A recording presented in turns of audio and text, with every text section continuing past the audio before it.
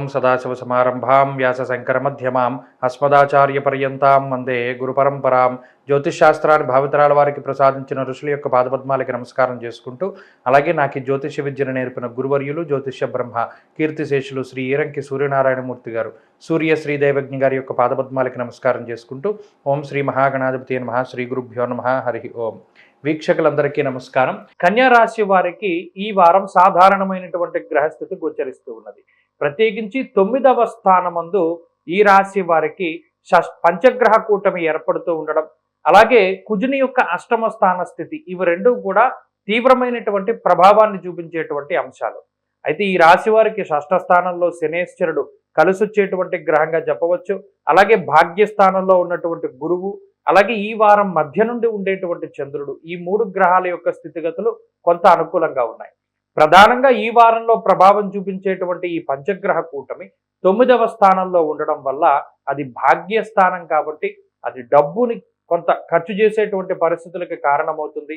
అలాగే శక్తిని ఖర్చు చేసేటువంటి పరిస్థితులు, అంటే టైము, ఎనర్జీ, మనీ అనగా సమయము, శక్తి, డబ్బు, ఈ 3 కూడా కొంత అనవసరమైనటువంటి విషయాలకి కన్యారాశి వారు ఎక్కువగా ఖర్చు చేస్తూ ఉంటారు.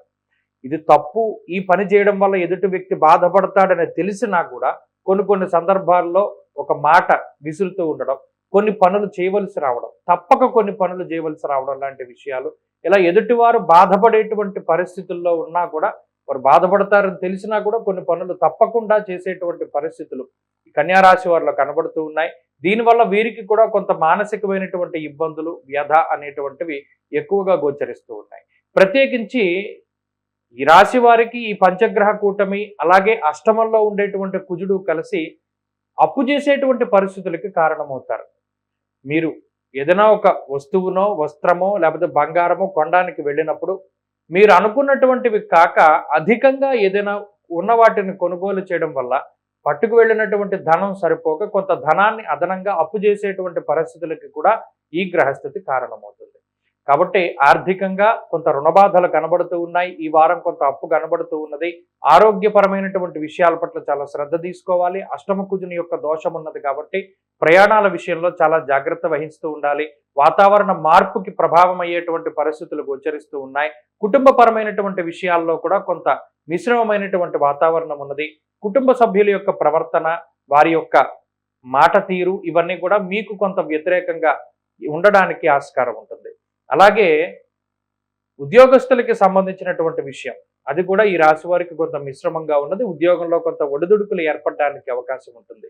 విద్యార్థులకి ఈ గ్రహగతులు మిశ్రమంగా ఉన్నాయి. స్త్రీలకు ప్రత్యేకించి ఈ గ్రహస్థితి మానసికమైనటువంటి సమస్యలకి కారణమవుతుంది. కన్యారాశి వారి ఈ వారం మరింత అనుకూలమైనటువంటి ఫలితాలను సాధించడానికై అష్టమ కుజ దోష నివారణ కోసం ఈ దుష్ఫలితాలు పంచగ్రహ కూటమి నుండి రాకుండా ఉండడానికి సుబ్రహ్మణ్యారాధన చేస్తూ ఉండడం చెప్పదగినటువంటి సూచన.